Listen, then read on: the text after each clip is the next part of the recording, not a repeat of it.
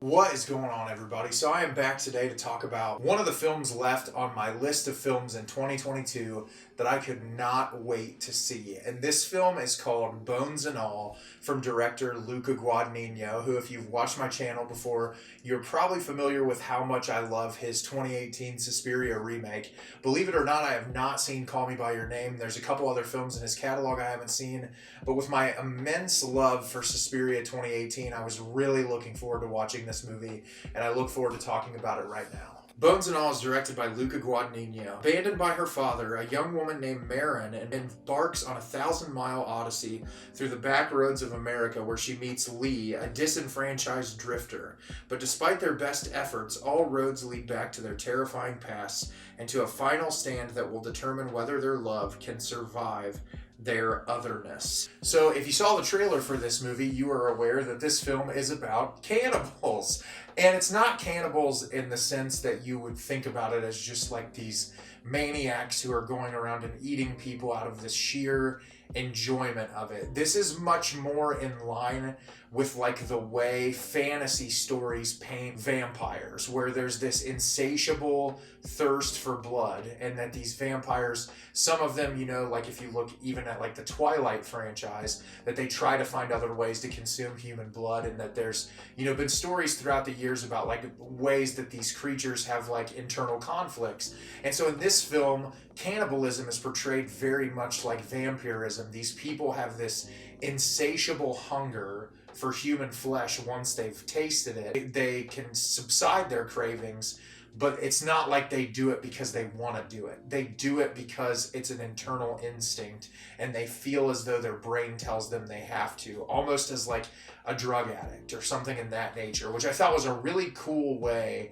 to portray this type of concept. So you have our lead character, Maren, who's this young girl living with her father, and the two of them are living in, at the beginning of the film, living in this kind of dumpy trailer, and something ends up happening with her where we see that she is a cannibal really early on in the film, and they have to flee, and her father ends up leaving and leaves her with this cassette tape and says, like, tells her, like, I started to see you do this when you were as young as 3 years old. I don't really know what I can do with you. And the entire film, she's playing that and trying to find out more about herself and her family. Well, amidst all that, she runs into this old man who comes out of the house one night when she's out, and he says, I can smell you. And she said, what do you mean?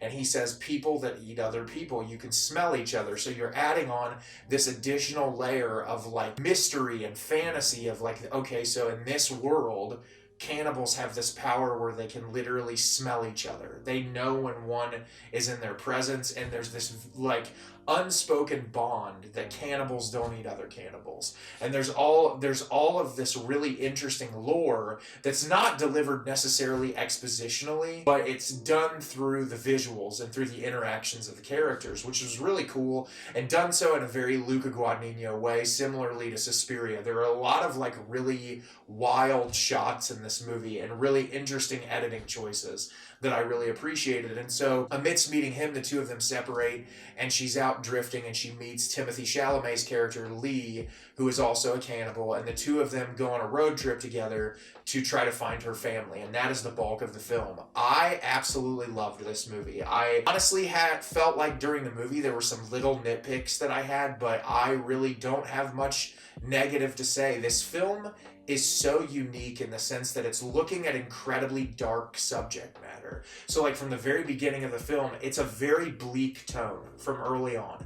And as soon as Timothée Chalamet's character is introduced, there's this lightness added, and there's this balance and tone that Guadagnino does so perfectly of this budding romance amidst this really horrible subject matter of these people who literally are driven to eat other people. And it was such a cool thing because it can be an allegory for a million different things. Obviously, on the surface, this isn't a movie about like, okay, cannibals loving each other or this.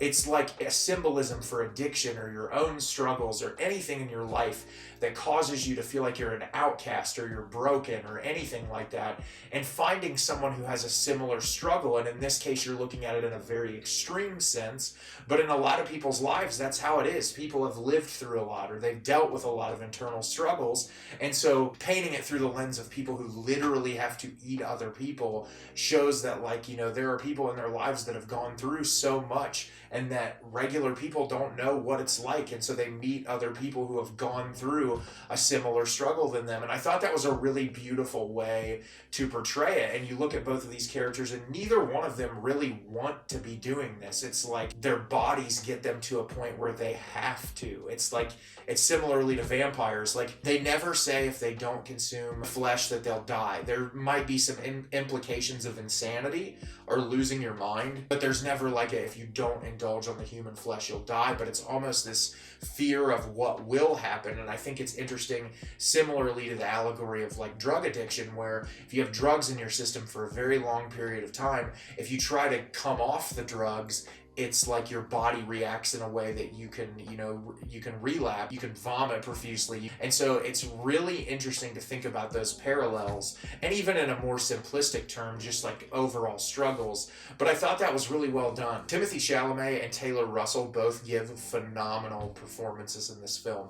I loved both of their characters. I thought they were really, you could really see their internal struggle really well. And despite like how gross some of those moments are, especially early on in the film, when you see the cannibalistic acts, you feel like how torn they are about the entire thing, and how they don't want to have to live like this because they can't live normal lives. They're going place to place because if you kill someone, you have to kill them. And the man that's met early on, played by Rylance, he has been doing this for a really long time. And when he stumbles on to Taylor Russell's character, he essentially tells her, like, I've been doing this for a long time, and that he's in this house with this woman who is on the verge of death, and he says he can literally smell when people are dying. And so that's another level of the fantasy element of this world. So you take yourself out immediately that it's really like a grounded reality, and that this is more of like a story that Guadagnino has come up with. And I really appreciated that. And like I said, the cinematography in this is great. There's some really unique editing choices. There's some I wasn't as big of a fan of, but similarly to Suspiria, where Dakota Johnson's character has these dream sequences, and there's these really quick sequences of flashing back and forth to different things in the film, or to piece together in your mind how things are playing out or what certain symbols mean. This does that a couple of times during the film, and I was really appreciative of it. And I just really liked this a lot. I think that there's a lot to love about it. It has not left my mind since I walked out of the theater, and I have a feeling it won't be leaving my mind for a while now. And I can definitely see this being high up on my list of favorite films of the year. This is going to be one of the toughest lists I've ever made for best films of the year. 2022 has been filled with some amazing cinema, and it's really great to be a movie lover at this time. But if you haven't seen Bones and All yet, go check it out. It's fantastic. So have you seen Bones and All? Did you love it? Did you hate it? Leave me a comment down below and let me know what you thought. I thought this movie was excellent. Luca Guadagnino does it again. It was just phenomenal. As always, if you can like the video and subscribe to the channel, it helps me out a lot and lets me know the type of content you're looking for. I'm always putting out new material and look forward to getting more out for you in the near future. And as always, everyone, thank you so much for watching, and have a great rest of your day.